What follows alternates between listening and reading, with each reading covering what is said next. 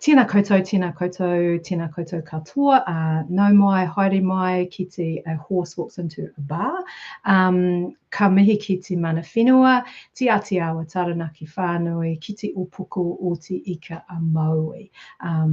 He tangata tariti ahau, no mihi ko te rana me te iwi, gomani tuku tupuna, ko Pip Adam ahau.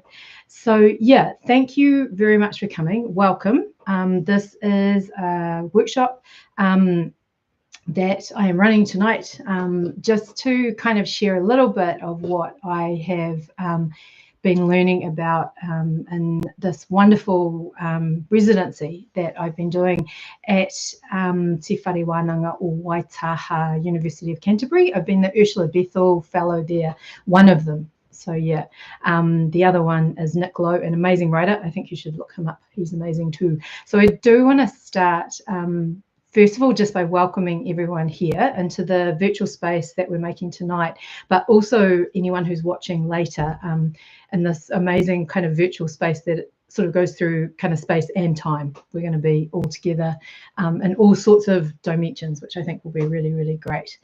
I want to thank Creative New Zealand, who fund the Ursula Bethell Fellowship. And also I want to just do a special thank you to Te Whare Wānanga or Waitaha, especially the people in the departments that I've been coming into contact with, mainly the English department, but also in media studies. They've just been incredibly welcoming, and a lot of what I'm sort of talking about tonight has actually come from conversations I've had with them. So I'm really grateful. Also, I've had access to the library, which has been amazing.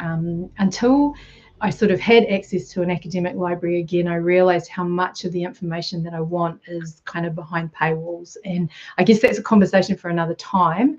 But yeah, I let the information be free is kind of what I'm thinking at the moment. So I also just want to, I put a couple of links at the top of the chat. Better Off Read is a podcast that I've been making for about 10 years. It's very low key, very DIY. Yeah, it's not very professional like this. But in 2022 and 2023, I was able to make a series called Beyond a Joke, where I talked to writers and artists about, I asked them to bring something that made them laugh, and then we had a conversation about that. So yeah, that's kind of where a lot of this thinking's also come from. I'm going to share the screen now. Now, in between sharing the screen will go blank for a minute, but I think you'll still be able to hear me talk. So yeah, so I'm just going so that you can see my slides. I've checked all these slides for CBD, and I will make the slides available. I haven't quite worked out how, but I'll find a way, probably on my website. But if you do have trouble with them, if you let me know through my website, I can send you a copy that's black and white if that's easier or something like that. I wanted to start just talking about this photo that I've been using for sort of advertising this workshop. Yeah, so this horse, I kind of find it quite funny. I quite like big teeth. So this horse is kind of raising its nose up to the ear, and it's pulling its upper lip back towards the sky. And that reveals its upper teeth, which makes it look like it's laughing. But what this actually is what's called the Flyman response. So a horse will force, what a horse who's doing this is doing is trying to force smell back into the back of its nostrils. So it's trying to get more smell into its nostrils. So horses tend to do this if they smell a strong or unusual smell.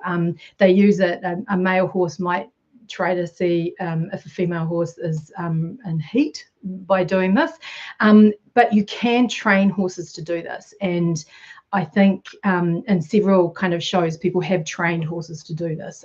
What you do is you give them a big smell, and then they will do this, and then you reward them for it. I'm speaking like I've done this before. I've never done this before, but good on you, horse.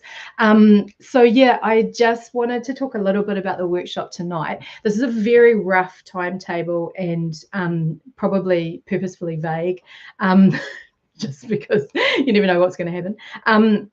But I did just want, oh, kia ora, Nikki, welcome. I did want to just say something about the workshop. So obviously, because this is kind of a broadcast only workshop, although you can chat in the chat, we're not going to be obviously sharing any work or having major discussions.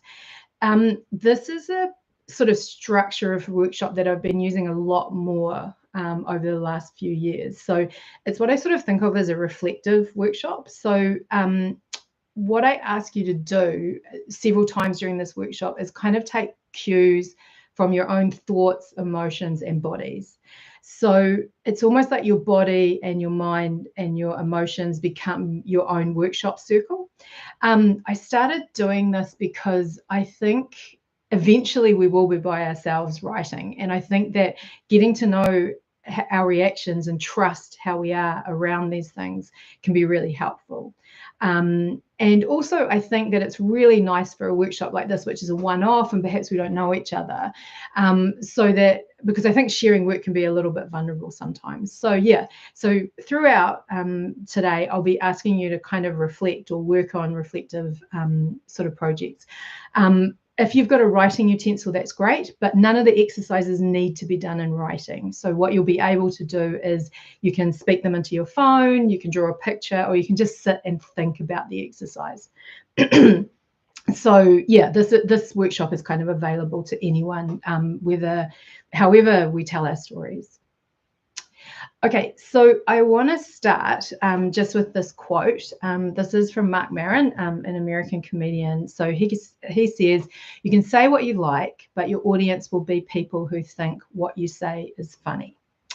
So I kind of want to start with this just because I really want to separate some humour out of what we're talking about tonight, because I think that it's more complex. And yeah, I'll tell a little story to explain. Well, it's not really a little story. It's just, so I've been working on my current project for about 3 years. And the spark of it was this idea of how humour is weaponized. So I'm a person that's often told that I can't take a joke. I'm often a person that's told I take things too seriously. And I sort of started looking around at how this was done on a personal level. So someone would say something really horrible. Someone would take offense from it and they would say, "Can you not take a joke?" Very quickly though, I sort of started seeing how this kind of like control of what's funny and what's not was kind of being weaponized by some of the world's most powerful kind of people, often in the guise of free speech, in ways often that create violence and disruption and discomfort in spaces outside of comedy, or comedy or jokes. And they often have this intention of having real life consequences. So I've spent a large part of the last 6 months researching right-wing comedy. I've been looking at, so this quote of Mark Maron's, "You can say what you like, but your audience will be the people who think you're funny." To begin with, this was a quote that I thought of as a sort of touchstone for my own writing. It was sort of a litmus test about what I was writing and what the communities that I care about would think about what I'm writing. But more recently, and through this research into right-wing comedy, I've started to see this quote more as a blueprint of how to build kind of a political movement, which is kind of terrifying, but interesting. You know, I think, it speaks to the power of comedy, I think. So something I think about almost every day is this statement that I heard that was recorded at a thing called the Deplorable. It took place on January 19th, 2017. And it was this unofficial sort of inaugural ball on the election of Donald Trump. And it was organized by this Get Out to Vote group, which was called MAGA 3X. So there is this amazing audio clip in that, that someone recorded on that night of one of the attendees kind of shouting triumphantly, "We memed Donald Trump into the White House. We shit posted him into power." And, you know, much is being uncovered about how organised or unorganised the meme war was sort of against Hillary Clinton and the Democrats in the 2016 presidential election. And I think we've seen it again in this election cycle. That it sort of brings to light, there's a famous Breitbart doctrine, which is it's this idea that politics is downstream from culture, and that to change politics, you must first change culture. So it just seems really pertinent to the right-wing comedy that I've been looking at, you know, just this idea of almost who controls what's funny controls so much more. Now, obviously, these are all American examples, but I think anyone who's in Aotearoa at the moment and who has had the misfortune of seeing our Prime Minister's TikTok or other social media channels will recognise, you know, even in a little bit, the savvy idea of the power of comedy, the power of jokes, and how this can kind of harness and build political sort of support. It builds community. One thing that Rachel O'Neill talks about a lot in the podcast that I recorded with them is this idea that, humour is often community bound. And I think that this shows that you can also build a community through comedy.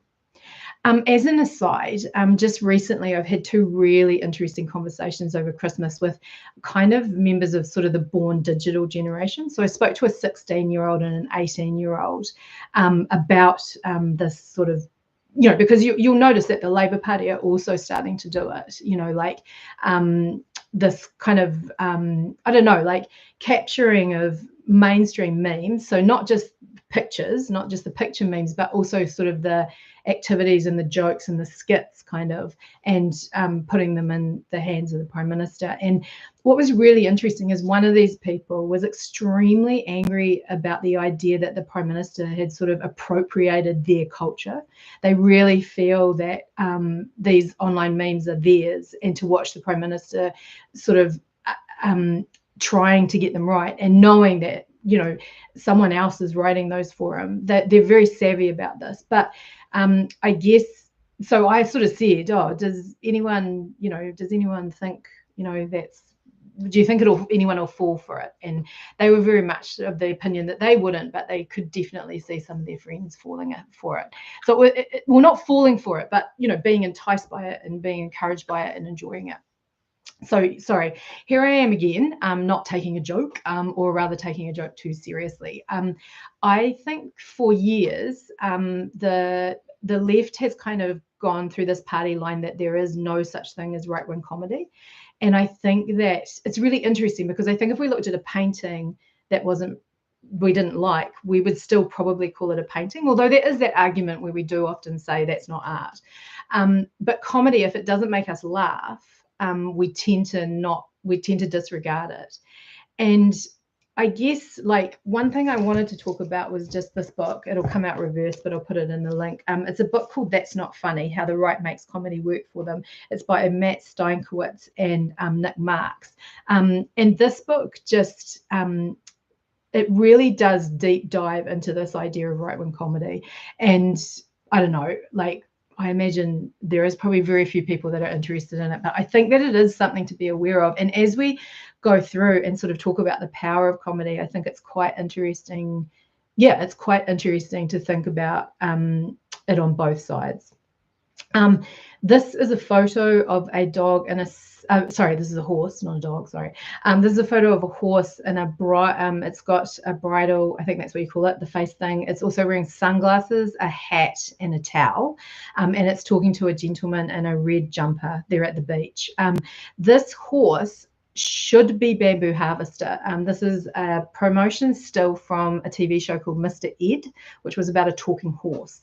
Bamboo Harvester was the horse who starred as Mr. Ed, but people wonder about some of the publicity shots. There was another horse that they brought in for some of the publicity shots.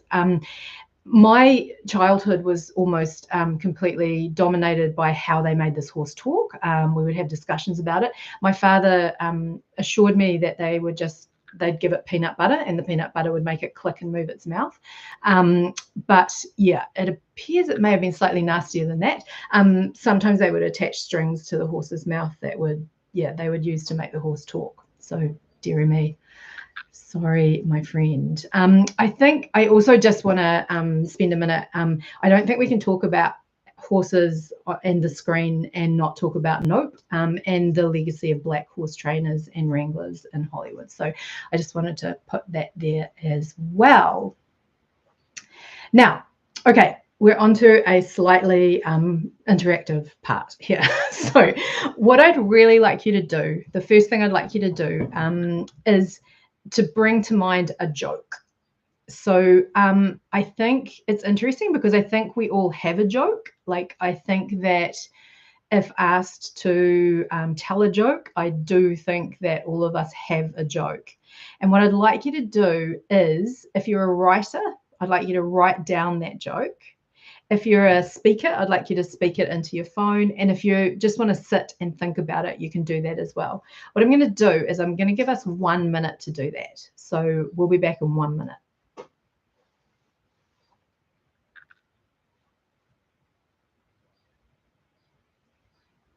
Oh, I should say we are not sharing these jokes, so you don't have to put them in the chat. It's probably best if you don't for this exercise. So yeah, that probably gives you freedom, because the joke that comes to mind, you might not be, well, I know the one that comes to my mind, I really don't want to share it. So yeah, so if you can just do that, and I'll just give you another 45 minutes or so.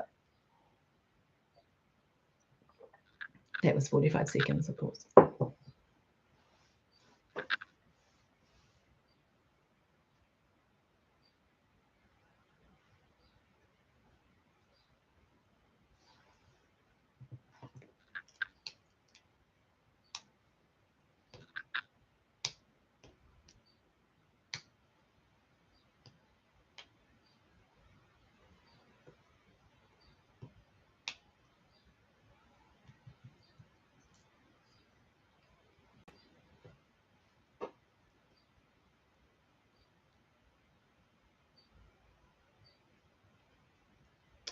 Okay, hopefully that's been enough time for you to either think about your joke, either to speak your joke out into the ether, or speak it into your phone, or write it down.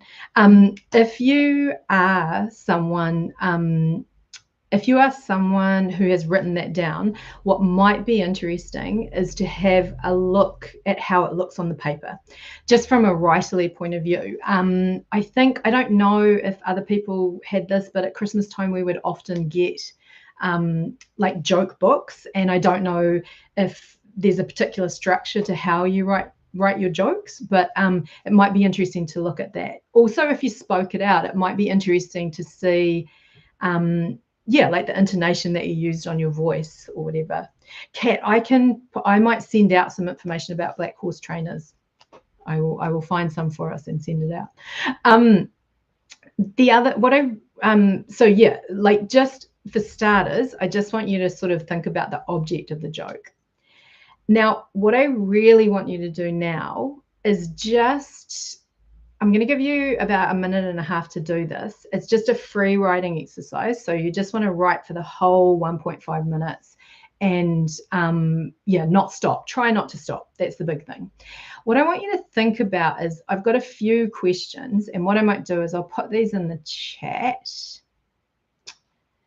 And if you run out of if you find yourself running out of stuff, you can move back to the chat. So I'm interested in things like, does the joke still make you laugh? How does it feel in your body? Like, if you are a person who sort of, feels things somatically, how does it feel in your body? What sort of emotions does it bring up, like the joke? Like, I know there are some jokes that actually make me angry or uncomfortable, and that are in my brain and I can't get rid of.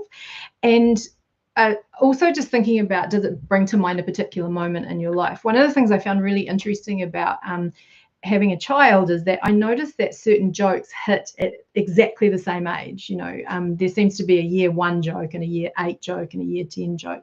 They sort of sit in the zeitgeist in this really interesting way. Finally, you might want to think about who told it to you. This may be the first time you've ever written this joke down. Jokes are incredibly, they're an oral tradition. And yeah, so you might think about who it was that told you or where it came from. So what I'm going to do is I'm going to give us a minute and a half to just free write and think about this joke that sort of is with you somewhere in your memory. So we'll start that now.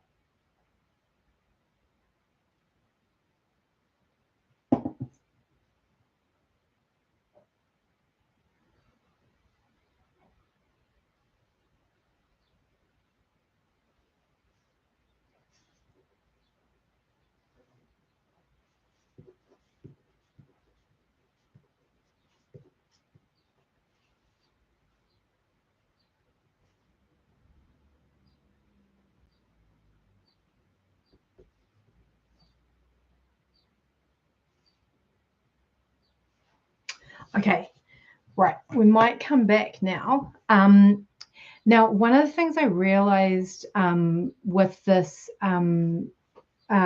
workshop was that sort of talking a lot about the structure of jokes, but I think what I'm talking about more is kind of this, there are certain theories about why things are funny, and I think that we can backward engineer from that. But if you do look at a joke like this one that I've just gone on here, a horse walks into a bar, hey, says the bartender, yes, please, says the horse.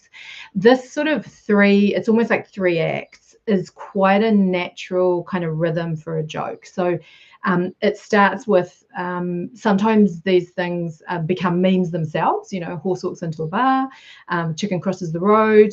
Then so the situation is stated, then then someone has a piece of dialogue, and then what happens in the third part is generally there's a language act which subverts the first 2. It's almost like a haiku, you know, like it sort of has these first 2 kind of things which seem relatively normal, and then the third one will jackknife us into something else. So what I wanted to talk about a little bit next is kind of just sort of an explanation or a couple of theories, like 3 theories about why a joke is funny, or why we laugh, or yeah, just why we laugh. Like and so these are the theories that I want to talk about. Oh, they're on that side. That's right. I've reversed. What you might want to do is have a little bit of a think, have that joke in mind while we're sort of talking about these. I also just want to state, like, I'm no expert in this. Like, I am very much self-taught. So there are people who know far more than me, and you know, like, yeah, I just want to put in a plug for this book, which is called The Comedy Book by Jesse David Fox, who runs an incredible podcast called Good One, where he interviews comedians about a particular bit or a particular joke. So yeah, please, thank you for your patience. I guess I'm also kind of talking about these in relation to writing and in relation to this, so that's possibly what the value add will be. Anyway, so superiority is kind of, it's perhaps the oldest theory of humor that we've got. It kind of dates back to Plato, And there are some other kind of Greek philosophers who sort of what's the word called? Like they agree with this. So what it posits is that people find humor in and laugh at either earlier versions of themselves or the misfortunes of others because of a feeling of superiority. So an example of a joke like this might be, this is one I just got off the internet. Sorry, here comes the joke. I'm not a very good joke teller. I get annoyed when people say that us programmers have a superiority complex. It's not a complex, you idiots. So it's this kind of putting yourself above things. This might be sort of, is it called Schauderfreude? I can't say it in German, sorry, but this idea where you laugh at the misfortunes of others.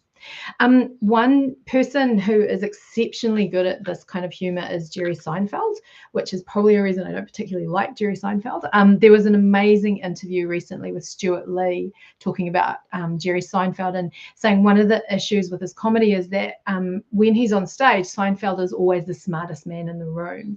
And Lee said this really great thing about how he likes his comedians to be a little bit broken. And I think that's interesting. But yeah, so that's superiority. The second one up there is relief. So this sort of came about during the 18th century. The best known version of it is formulated by our old friend Sigmund Freud. And it sort of holds that laughter allows people to let off steam or release pent-up nervous energy. Like everything, we're suppressing it. So according to Freud, this process explains why tabooed, scatological or sexual themes and jokes, they kind of, any joke that kind of broaches a sort of thorny social issue or ethic issue can amuse us, because when the punchline comes, the energy that we've sort of been expending suppressing inappropriate emotions such as desire or hostility is no longer needed and is kind of released in laughter. It seems like a very Freud version. So this is this wonderful book by Jesse David Fox, which speaks to a lot of comedians, and I've read a lot of comedians talking about comedy, and all of them seem to agree that there is nothing funnier than a fart joke. So I think that this is a really good explanation of why a fart joke just works every time, because you know, we're often physically holding in farts as well. So we're kind of suppressing this sort of shameful idea that our boundaries sometimes leak out of us. And yeah, so there's a relief, and it sort of ties into that superiority as well. You know, it's not us farting. Sorry, you never thought you'd get so much about farting. This relief type comedy, I think, is one that the right wing play on a great deal. Right wing comedy is often an expression of the idea that you should be able to say anything. So I think often the punchline can be slightly weaker, because often what they're talking about, the setup, is often way way more tabooed or way more offensive or just nasty. So yeah, I think that in a way this is kind of where that is. But you know, I mean, we've all used it. I mean, I use it all the time. You know, it's like when you I don't know, when a child swears, it can kind of be relief. You know, you're like, well. So incongruity is kind of like the third one that I've put in this first category. So this is kind of the third sort of long-standing explanation of humor, and it's this theory of incongruity, that people laugh at the juxtaposition of incompatible concepts, and sort of they kind of they laugh at sort of these sort of weird things and at their kind of defiance of expectations. So so it's sort of the incongruity between expectation and reality. So according to a variant of this theory known as resolution of incongruity, laughter results when a person discovers an unexpected solution to an apparent incongruity, such as when an individual grasps a double meaning of a statement. And this is where it sort of brings in those double entendres. So that joke that I just talked about before, the one with hey, you know, horse walks into a bar, hey, yes, please, says the horse. This is a really good example of this kind of incongruity. Like the horse does not reply properly. There is a horse talking, for starters, that's a slight incongruity. But the horse doesn't reply, but in hindsight we get it. Or perhaps, as some people might think, subconsciously we get it, and you know, something younger in us or something less linear or logical gets it. A good example of this kind of joke is Dimitri Martin is often in this zone of interest, and one of his jokes is, I'm a man of my word, and that word is unreliable, which I think is a really nice one. The final theory, and the one that I think I have really been playing around with, is this idea of benign violation.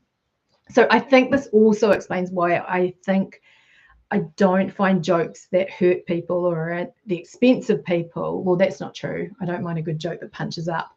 But I think this explains why, you know, I find certain jokes not funny. So I'm just going to read this because I always get it wrong. So these are the three theories. They capture something, but they're not quite sufficient enough to explain every joke. They don't sort of provide a theoretical framework. So in 2010, Peter McGraw and Caleb Warren published an article in Psychological Science that proposed a theory they called benign violation to sort of unify all the theories together. So their hypothesis derives from the theory of incongruity, which we just talked about, but it goes deeper. Humour results, they propose, when a person simultaneously recognises both that an ethical, social, or physical norm has been violated, and at the same time that this violation is not offensive, reprehensible, or upsetting. So I think what I love about this is that this, like, I'm often thinking about it in writing, you know, like how that line that you're often balancing between pushing something either experimentally, either so it's harder to read, either writing about experiences that perhaps we don't always find in literature, and making it a safe place for people to enjoy the book so that they can relax a little bit and enjoy the book. So I'm really interested in this idea. Yeah, I'm just really interested in this idea of benign violation. So we need to violate, you know, norms, but people need to feel some kind of comfort. So I just was thinking about a few literary sort of ideas and how they might sort of match some of these theories. So with superiority, this idea of looking back at ourselves or looking at other people with a remove, I think, you know, most works of fiction and possibly non-fiction do this, you know, this idea that we need to remove ourselves and we need to see them. This idea of superiority is interesting. I think with the punching up of a joke, and we'll talk about, we've got an example of that coming up. When we punch up, I think we're removing ourselves to inferiority, perhaps, but we're sort of superior. Yeah, it's hard. It's complicated. I think also superiority also helps with an unreliable narrator. I'm thinking particularly of an amazing book that came out at the end of last year by Branavang and which is called The Life and Opinions of Kartik Popat. It's a very funny book, and I think it does this really great thing around superiority. Then I was just thinking about the idea of relief, and I think yeah, I think that it's interesting, this idea of relief. I think that in a book, we're often giving moments of relief to the reader, you know, especially when we're dealing with quite hard topics, I think. And that relief can come, I think, as much in crying as laughing. But I also think like the look away to the beautiful thing is often a form of relief in what we're writing. And as for the incongruity, it's kind of my favorite thing, because what I love about it is that it allows things to be true in two states at once. Like the pun is just this amazing machine which allows two things to be true at the same time. I'm thinking particularly of an awesome poetry collection which is called I Am a Human Being, written by Always Becoming, and it is just, it's sort of like a poetry collection of puns, and you just realize how the pun can be put to metaphorical use, it can be put to emotional use, and yeah, it's just, it's a beautiful machine. The pun is a beautiful machine. Okay, so hopefully some of that, when you look back at your when you look back at your joke that you wrote, when you think about your own writing, there might be some interesting sort of things there. What I want to do now is I want to show you, with all that in mind, all those ideas of why things are funny, I just want to show you a bit. I think a bit is the metric measure of a joke. I'm just trying to work out if I want to say anything about this. So we're just going to watch this piece. It's quite short. It's about a minute long. And you may have seen it before, and that's totally fine because, you know, it obviously did the rounds because it's very funny. And yeah, when we come back, I'll have a chat about it. Now, this is, of course, is my terror. So can you please let me know if you can't hear it? Thanks. That's good. It's been good being back here in New Zealand. I was hanging out with my friend recently. He's also great, but he's a chronic mansplainer, right? If you don't know what mansplaining is, I guess ask a guy. But it's when, you know, guys explain things that you might already know, right? We're having lunch, and I was telling him about how I went to that stationery shop Typo, you know, that shop that's like warehouse stationery for basic bitches.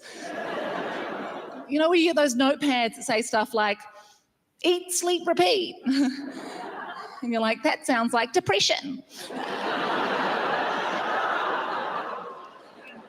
You need more than a notepad, you know.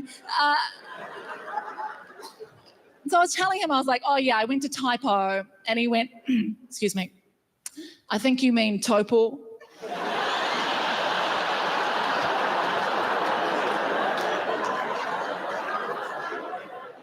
Flabbergasted, you know. I sat there in stunned silence. I respected it. I respected the confidence. So I want to bottle that confidence, sell it as like a Chemist Warehouse fragrance, you know. Anyway, I didn't find anything at Typo. I had to go to Fit Cools. Okay, so that is Melanie Bracewell, of course. Melanie is a New Zealand comedian, also an actor and scriptwriter. In 2018, Bracewell won the New Zealand Billy T Award. Now, there are a couple of things that we sort of probably need to talk about straight away. If you are not from Aotearoa, that may not have hit in the same way.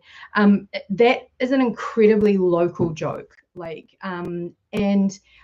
I think what's interesting about it is that if you have a look at the way she's constructed it, she's built things in so that there are doors for people to get in, you know. And I think what's really interesting about it is that it punches up. It's a punching up joke. So the person that we're feeling superior to is probably a person who in normal circumstances would have all the power. So yeah, I've played this before. It doesn't always go down well, so that's cool. I think, yeah, well, you know, if, you know, some people will find that offensive, because this is the thing, you know, like, you know, the boundaries are everywhere.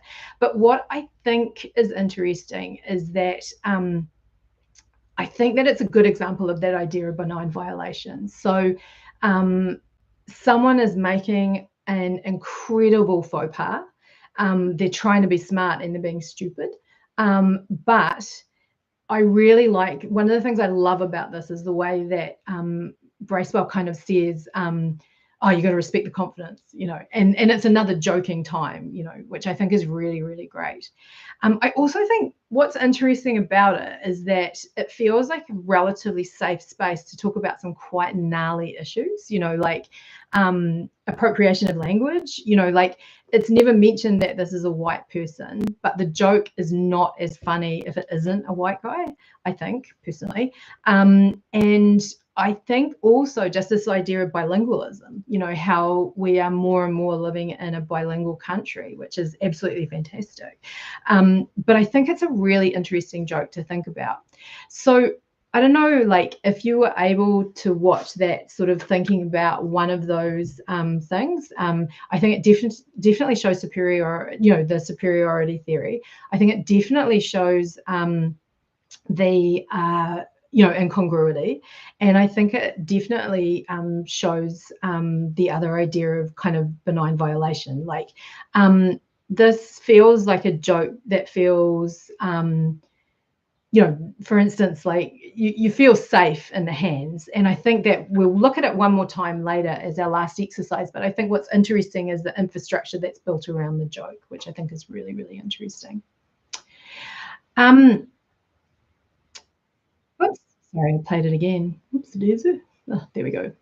Now, I just want to have a look at this quote for the this is a slightly gnarly bit, but I think I really do want to talk about this. So this is a quote from George Orwell. Says, "A thing is funny when, in some way that is not actually offensive or frightening," sorry, I have misspelled that, "it upsets the established order. Every joke is a tiny revolution." Now, one of the things that I found really interesting in reading, especially Jessie Fox's book, and thanks, Kat. I'll put these the names of these books in the chat. Is that there in recent years there has been this kind of new, well, they're not new because for years, forever, people have been doing this type of comedy, but there's this new sort of generation of comedians who, I'm thinking of like John Early, Kate Berlant, Julio Torres, who we'll look at in a minute, who are sort of moving away from this I-centered stand-up. So one of the things you'll notice about the last bit that we saw is that there's an artifice that this really happened. You know what I mean? Like this, I'm recounting the story. There's an intimacy between the audience and the comedian. You know, like, and we have to suspend disbelief for a minute, not to think, oh, this has been said a million times at clubs. This has been, you know, this has been tailored and doctored and made beautiful, because it's not as funny if you think it's been worked at, which I think is another interesting thing that we can learn from comedians, is this idea of sort of working on something but being able for it to come across like it's the first time it's ever been told, and we're the first people that have ever been told. So and just as an aside, I think that there's quite a lot that, I don't know, personally, like I write a lot of essays, but I will never publish them, I don't think. But I think that there's a lot to be learnt by nonfiction writers from how comedians use real life stuff to tell stories. There's an amazing episode of The Good One, which is Jessie Fox's podcast, where he speaks to James Acaster about an event that happened. So the meme is James Acaster is on Celebrity Bake Off. He bakes something and it's a disaster, and a meme kind of comes out of it. I think he says something like, you know, fucked it up, there you go, kind of thing. And he builds more around that because there was a lot happening around that. And the major story in that is that he was going through a breakup. So he speaks to Jessie Fox in the Good One podcast about how he manufactured that, you know, how he made that so that it wasn't too impactful on the other person in the relationship. Thank you, Jasmine. Started making it, had a breakdown. Bon appetit. There, brilliant. So I think that what is really interesting about this chat on the podcast is that he's really, with the help of a therapist, this is another thing that a lot of the comedians talk about, is that they don't try and use their art as therapy. You know, they're getting their therapy from somewhere else, so the audience is safe. You know, it's not like, it's not a vulnerable kind of state, or it is, but it's not, you know, the first time they're telling the story. So he talked a lot about how to retell the story with minimizing the negative effects on the other person in the relationship, which I think is really, really interesting. So Acaster is kind of on the verge of this kind of performance type comedy, but I'll show you an example of it in a minute, but it's sort of this idea where instead of speaking from the I, and instead of maintaining this illusion that this is something that really happened, I'm telling it to you for the first time, and I'm being often quite vulnerable and revealing about it. These new performance poets take on persona. They might use music. John Early has done an amazing stand-up which has music in it, and his episode of Good One is just superb. He talks about a Neil Young song, and I was listening to it and just crying. It's a beautiful stand-up. It's a really beautiful stand-up. And this book here, Jessie Fox's book, kind of suggests that this move to more performance-based I'm just going to talk for a moment about abuse, but it's nothing heavy. Well, anyway, I'm just going to talk for a moment. Is sort of like there were several quite high profile cases of comedians who are sort of in that alt comedy kind of crowd that sort of revelations of abuse had come out. So in his book, Jesse Fox cites Louis C.K. as an example. So C.K. was thought of as a comedian who laid himself completely bare, that he sort of the material of his work was shame, and that there are even places where CK is called the most honest comedian ever. And what happened is that there was a revelation that this perhaps was not what was happening, and CK was actually kind of a serial abuser of young, mainly female comedians. So, and you see further Woody Allen, see further Russell Brand, and this kind of strange, I'm going way too deep into this, but this kind of strange kind of parasocial grooming that happens where a comedian will come across as honest, come across as vulnerable, come across as, like, here's all my shame laid out. And I think that what Fox argues is that this new type of performance, this persona, so you never are unaware of the performance. So the performance is there in front of you, came as sort of a backlash to some of this kind of the performance is hidden behind me just being personable and clever and funny. Now, I'm not quite sure what writers can learn from that, but I am extremely interested in this idea of a book where the bookish nature of it is there in our hands, so that we don't kind of sink into I do love books like this. I love books where you sink in and you forget you're reading and you're just completely consumed. But I'm also quite interested in these ideas, these sort of like these ideas where we preface the performance and we put the sort of performance of the book up front. I'm going to show you a video now. So I just want you to keep that Orwell quote in mind. And I'm interested, I think, a lot in this video while you're watching it, is just what is it, the order, the established order that's being upset in this particular in this particular bit. So this is Julio TORRES, possibly my favorite comedian at the moment. TORRES is a Salvadorian American writer, comedian and actor. TORRES, he's a writer for Saturday Night Live, responsible for Wells for Boys. I don't know if anyone's ever seen that hilarious skit. He also is the executive producer of Los Espookys, which is a Spanish-speaking kind of weird, it kind of has some of the properties of those very big soap operas, but it's hilarious. It's very, very funny. His newest show on TV is called Fantasmas, which is just, oh yes, thank you, Jasmine. Yes, Problemista is probably the best thing I've seen in the last probably 5 or 6 years. It is an amazing meditation on what it is to be an artist, but it's very funny and weird as well.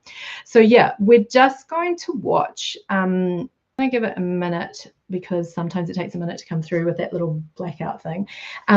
So what I'd like you to think about, as I said, is just what is the established order that is being, that is being upset in this. Now this is slightly longer; it's about 4 minutes. So yeah, if you can move away from the thing and just do something. Although I do think watching Julio TORRES is quite a masterclass. Here we go.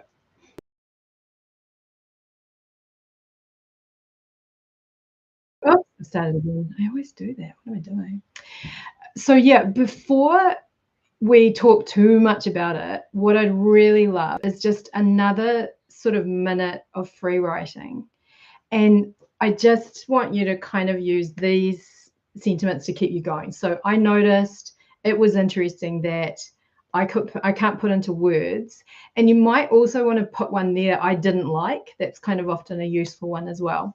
So what I want to do is just, again, give you like a minute and a half to just free write about what you noticed when you watched that. So I will put on my timer this time because I'm fancy.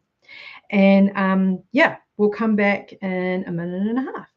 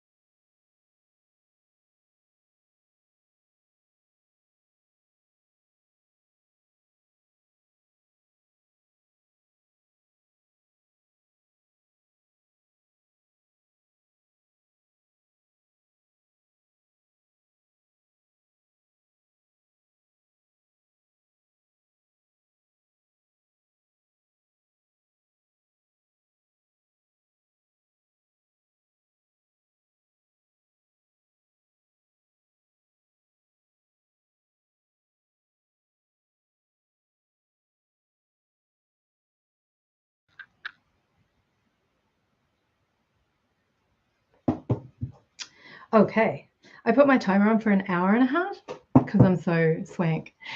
Yeah, that's a minute and a half. Like it's probably quite interesting. Again, to just have. I hope that you get to watch this again. That you can watch this video again as many times as you like, and there'll be links to the bits that are in here.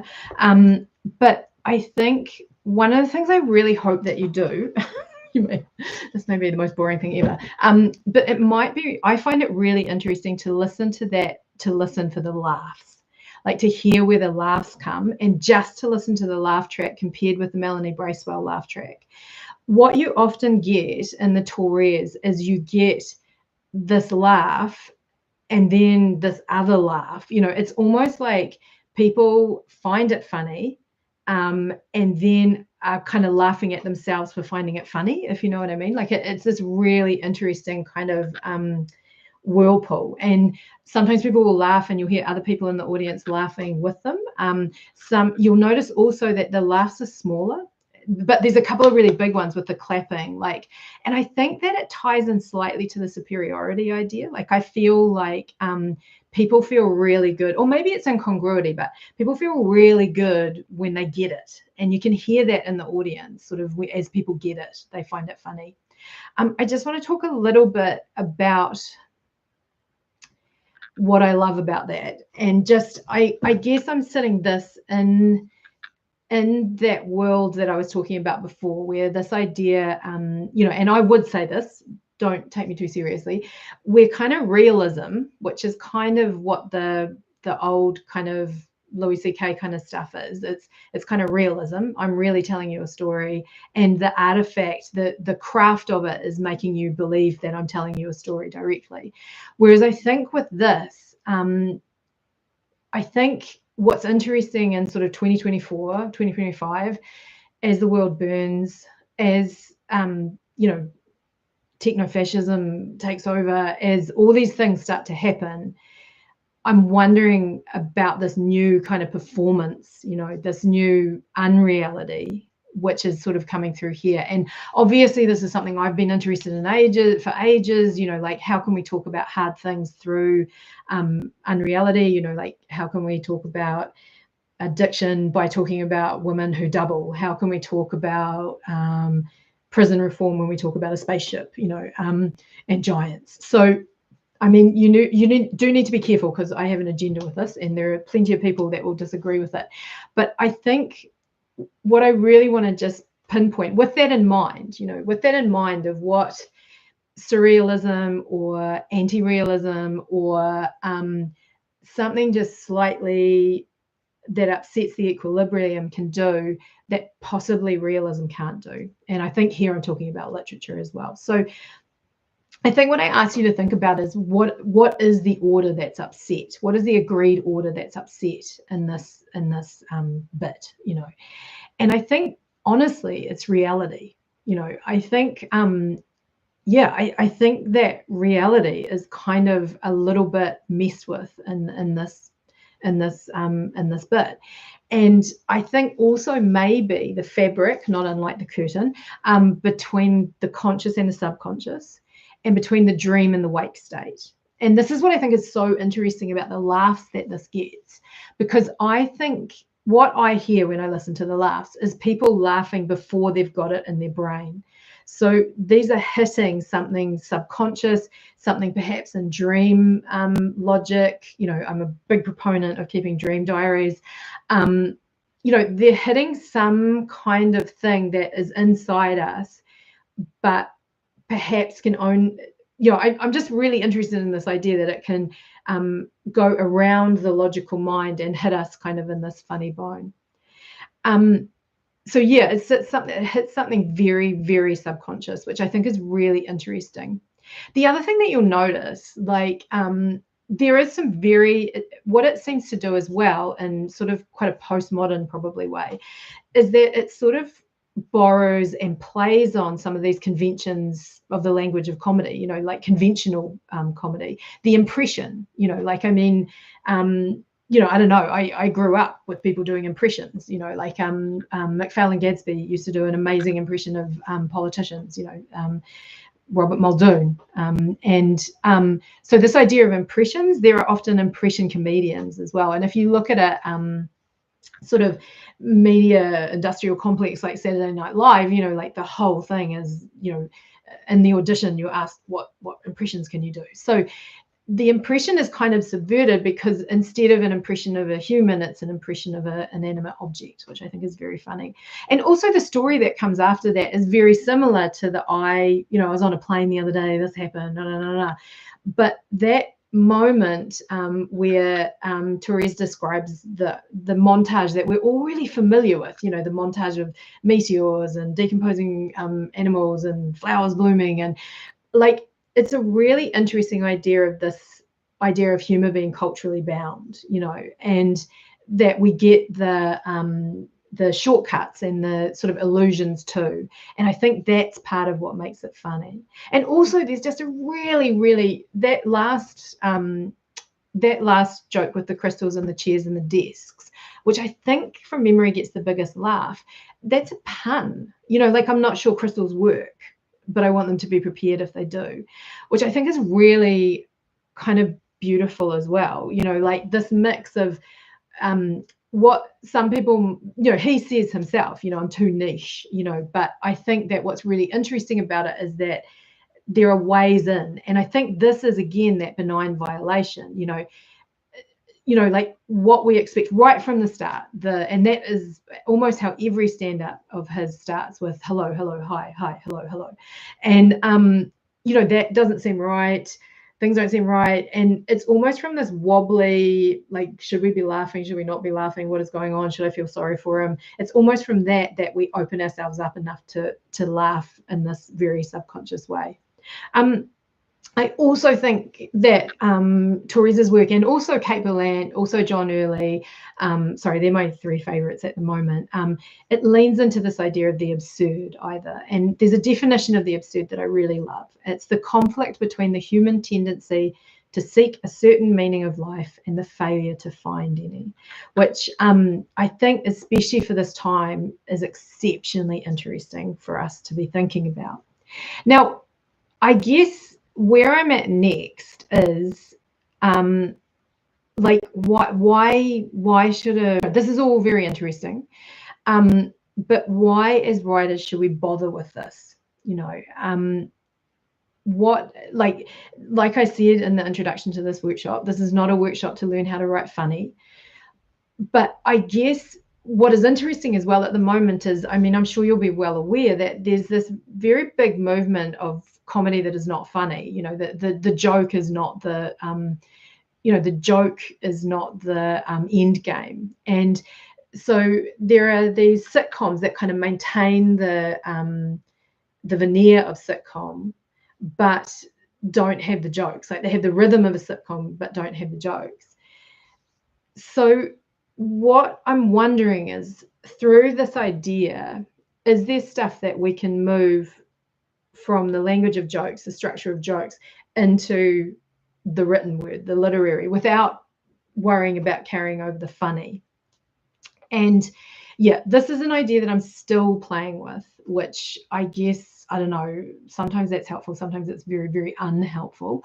But part of what I want to do now is, I want to, first of all, I just want to have a think about the TORRES bit. You know, like, the character is there, you know, like there is, you know, it's very, not unlike someone like Nathan Fielder. It's very hard to get a straight interview. But this is definitely, you know, this is definitely a heightened version, at least, of the person who is Julio TORRES when he's making his breakfast. The other thing is this idea of diction and word choice. I think it was very interesting in there because it was very deadpan, but it seemed to you know, like, that whole juxtaposition of sort of the way, you know, the thin curtain being this barrier kind of stuff as well.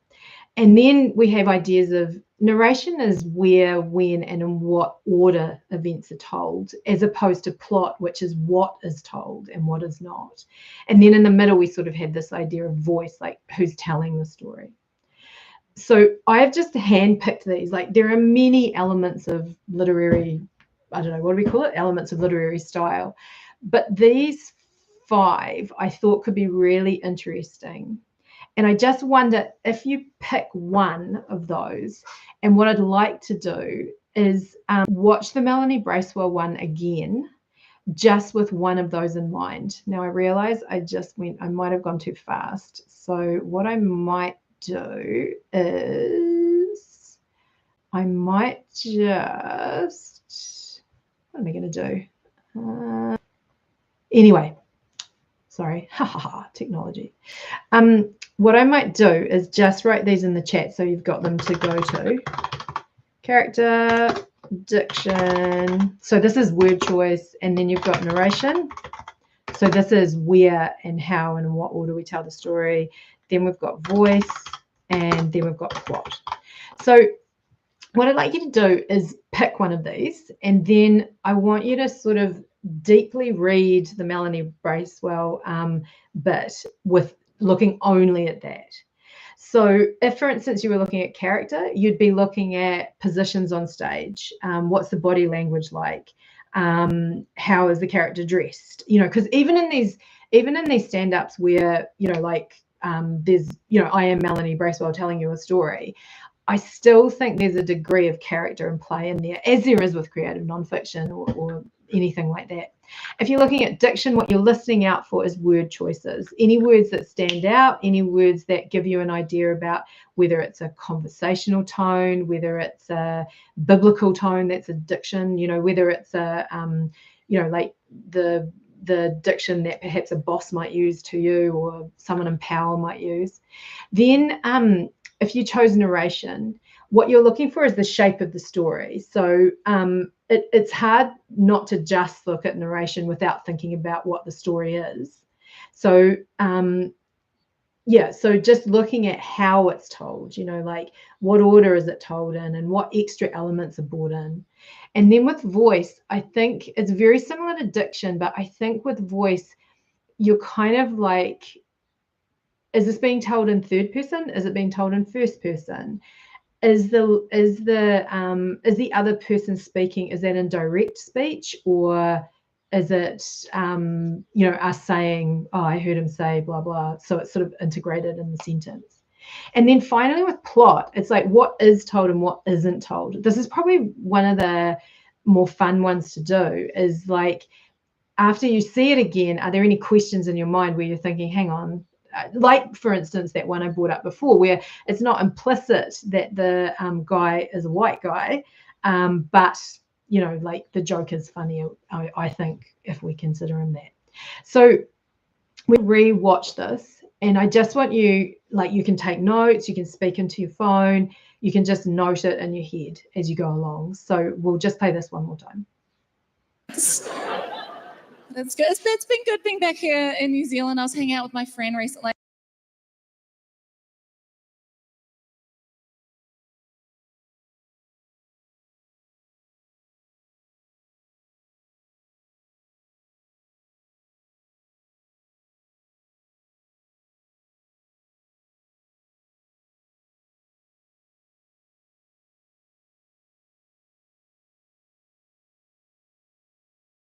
Say stuff like, eat, sleep, repeat. And you're like, that sounds like depression. I'm just going to start that again because I stupidly put myself on mute. That was a dumb idea, wasn't it? So just start one more time. It's good. It's been good being back here in New Zealand. I was hanging out with my friend recently. He's also great, but he's a chronic mansplainer, right? If you don't know what mansplaining is, I guess ask a guy. But it's when, you know, guys explain things that you might already know, right? We're having lunch and I was telling him about how I went to that stationery shop Typo, you know, that shop that's like warehouse stationery for basic bitches. You know, where you get those notepads that say stuff like, eat, sleep, repeat. And you're like, that sounds like depression. You need more than a notepad, you know. So I was telling him, I was like, oh yeah, I went to Typo. And he went, excuse me, I think you mean Topol.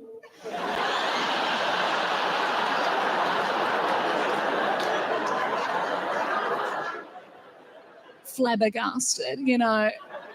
I sat there in stunned silence. I respected it. I respected the confidence. So I want to bottle that confidence, sell it as like a chemist warehouse fragrance, you know. Anyway, I didn't find anything at Typo. I had to go to Fit Cools.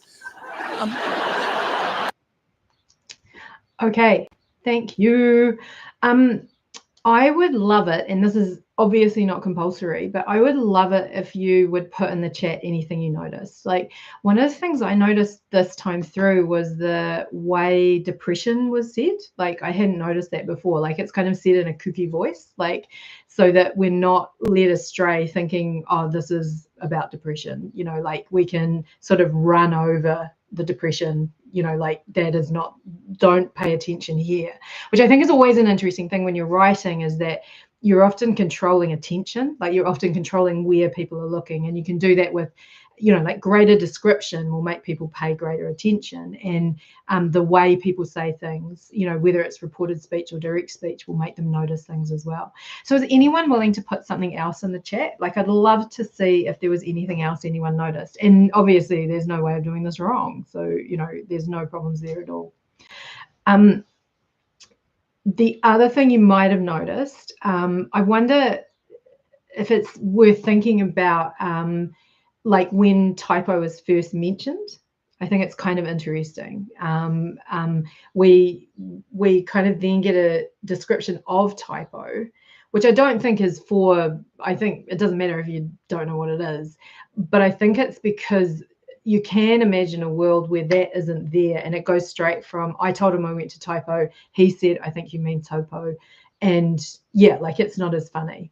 People are not quick to put things in the chat. That is fine. We do not have to. I'm not going to. Remember Ferris Bueller's Day Off? Where he's like, anyone? That's totally cool. You can keep that to yourselves. That's totally fine. Oh, yay. Thank you. Oh, yay. They're all here. Oh, my gosh. I hope I didn't guilt you into that. I hate teachers that do that. I noticed that the narrator said the mansplaining. This is from Kiva. I'm just going to read it out loud because I can't read quietly. I noticed that the narrator said the mansplaining friend was a great guy before she started the joke. Yeah. And I think this is really interesting when we think about that idea of benign violation. It is not, I don't think personally this is as funny. I don't think it's as funny as if it's just, you know, like, what an idiot. Oh my God, these guys. There are jokes like that, which I think are really funny, but there's something about, you know, that almost sends us off on the wrong track as well. It's kind of like, oh yeah, oh my gosh, it makes the incongruity even better. Helen has said, rambling notes. I love them, Jasmine. The joke is stronger because she doesn't recount her immediate response to the mansplainer. Yeah, which is true to how women often cope with mansplaining. Yeah, we say nothing at the time and laugh later. I think this is really true, isn't it? Like, it's really interesting when you look at what is in the story and what isn't in the story. And I think I can learn from that with my own fiction writing. You know what I mean? Like, I think that the joke is weaker if she has a response in the moment, you know, but it's stronger if the response comes later on in this kind of intimacy where we're retelling the story. Recently read a really great book, which I absolutely love, which is called The New Me. It's by Hayley Butler, I think. And I think what's interesting about it is that it sort of talks about the internal and the external, like the things that we say to ourselves and the things that we say out. And like, there's often this real tension between, will she say the thing that shouldn't be said? And I think that this also is a demonstration of that. Thanks, Sonia. It's interesting that mansplaining and typo are fully explained, but the bilingual pronunciation. Yeah, I think that is really interesting. I think it's very, very interesting.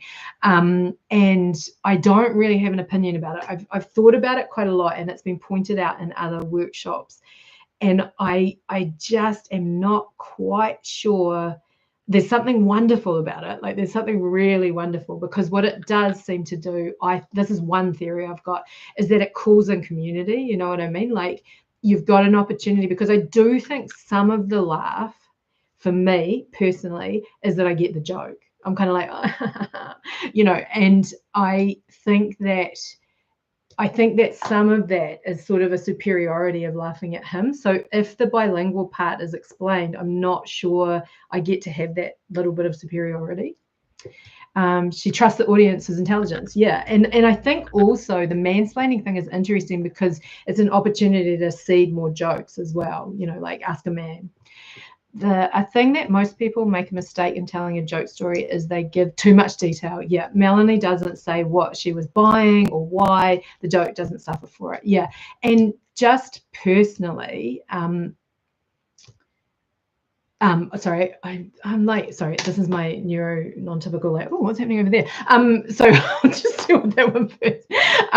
So yeah, like, I think that that's really true. And as a writer myself, that's also a mistake that I make in my writing. You know what I mean? Like, I'm often over-explaining, too much detail, want to describe everything in the room, you know, which is the thing people find incredibly frustrating about my work. You know, I just I'm interested by things. Things mean big things, and I think that this idea of peering back, you know, if, like you say, there are some things that the joke doesn't suffer for not being in there, and I think that sometimes we can be that brutal with our fiction writing or a non-fiction writing or a poetry.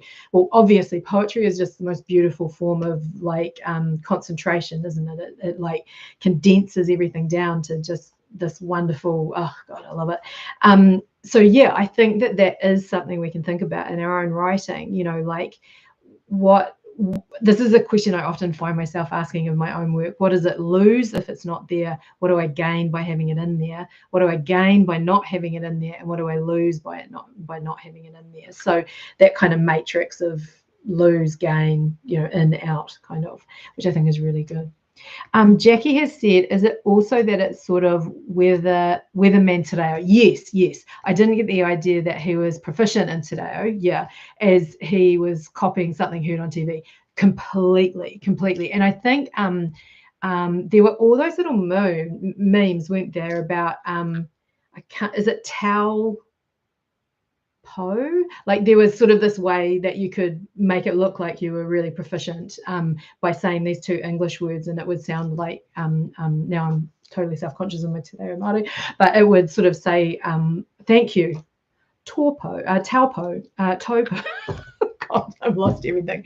But yeah, it's like yeah, as Helen's put in there were all these memes around. You just say it, toe, paw, and you've got it. So I think, yeah, I think some of that is there, Jackie, isn't it? Because he's kind of coming in proficient and correcting, but maybe he's not. So yeah, classic mansplainer. Nikki said, I think you'll find. Yes, yeah. It really is. This idea, I think you'll find, is classic. Like I think it makes anything funny. You know what I mean? Like I think you'll find makes anything funny, because I think it sets us up for something like that. There's also that great joke about mansplaining, isn't there, where the mansplainer says, well, or something. Yeah, it's something about holes in the ground or something. Yeah. Oh, yeah, that's interesting, Nikki. I'd be interested to see what Australians do think of it, make of it. And yeah, as you say, Kat, I mean, I believe that both of these comedians, Julio Torres and Melanie Bracewell, do have a certain political agenda, not agenda, but, you know, that if you're going to do something, maybe you want to do something that makes a change. And I think that the idea of normalizing the Te Reo Māori, and also of letting that be the in crowd and the out crowd is, you know, those people over there, feels quite pertinent at the moment. But you know, like there's something nice about that as well, you know, like, and I think again it goes back to that Mark Maron quote, you know, you can say whatever you like, but your audience will be the people that laugh at it, you know, which I think is really nice. I'm really curious about the basic bitches still comment and that relationship and mansplaining. Those two words, those stand out for me. I think you're right, Beth. They really stood out for me listening this time as well. Like, it's an interesting choice of words, and obviously it's not a mistake. I mean, I'm sure it's not a mistake, but I wonder if that is part of the taboo kind of being pressed. You know, that is a word that, it's a quick way to present two stereotypes. And I think that there's something about it that presses it.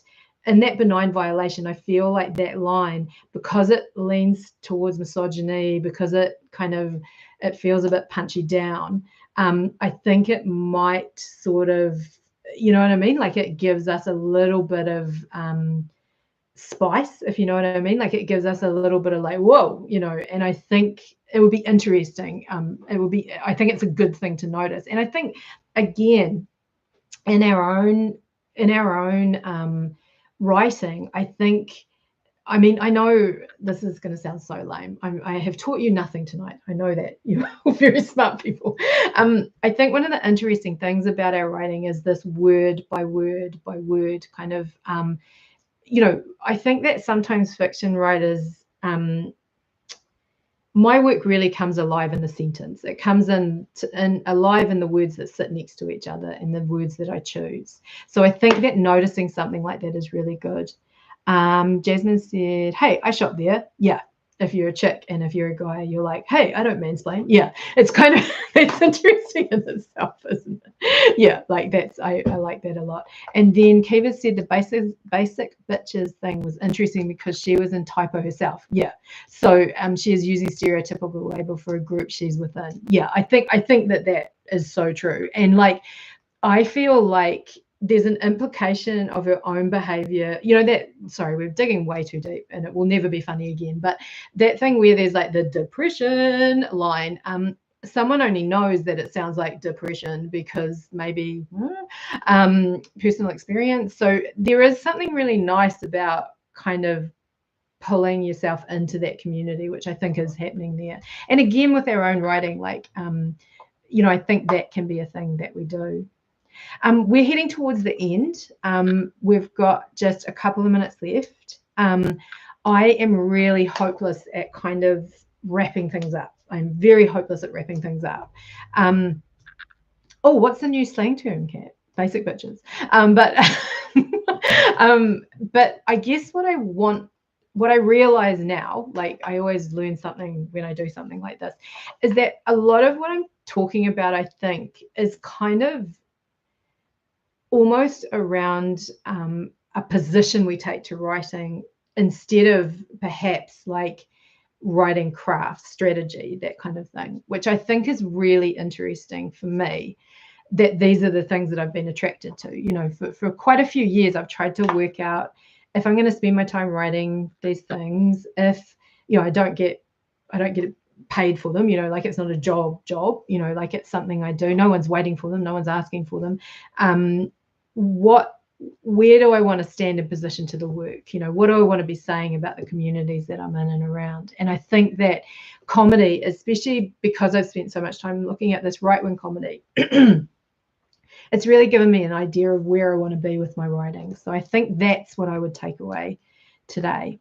What I really want to do, though, is I just want to give you 1 minute, because I know now you can go and have dinner or have fun, or still light, you go for a run. If you're a runner, you could go for a walk. If you're a walker, you could, whatever you want to do. You go to typo, probably still open. I would just want to give you a couple of minutes just to free write so that you capture anything that you need to remember, because like I say, you'll go away, and like a walk is always good because it kind of puts back in our brain, but I just want to give you a couple of minutes to finish up so that you can just capture anything new, anything that you want to remember. And yeah, hopefully it hasn't been a complete waste of time. I've enjoyed hanging out with you. So I have actually put this on for 2 minutes rather than 2 hours. So I'll just put that on now.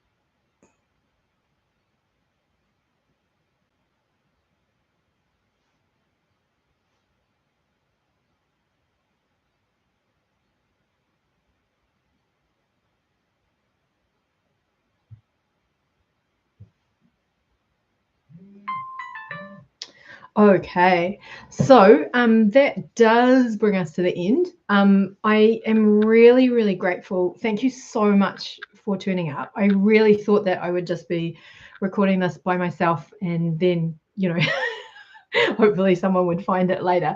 I've put my, so just a reminder that my, the best way to contact me is through my website. And if you have any questions, please do let me know. You can also leave them in the chat. What I will do is, if there's quite a good amount of questions kind of rising up just through the form that you filled out. So what I'm thinking I'll do is I'll do an episode of the podcast just answering some of those questions.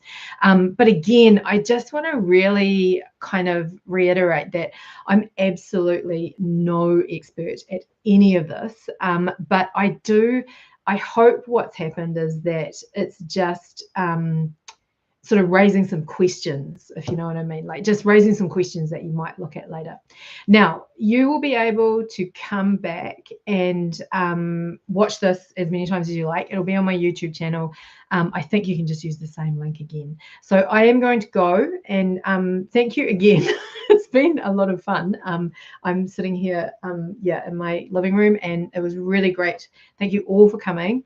And I hope you have a really lovely night. Thanks heaps. See you later.